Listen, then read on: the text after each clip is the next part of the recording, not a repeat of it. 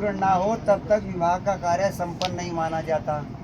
तो इस चौथे चरण के अंदर है क्या? इस चौथे चरण के अंदर ये है, कन्या आपके कन्या जो है ना, कन्या का कुल जाति और गोत्र बदल गया। कन्यादान करी थी तुमने, आपके कुल जाति और गोत्र में आ गई कन्या। यज्ञ भी कर दिया, पुत्रोच्चार भी हो गया, फेरे भी हो गए, यज्ञ भी हो गया। तो वर ये कहने लगे, पत्नी जो है ना हमेशा पति के बाईं ओर बैठती है।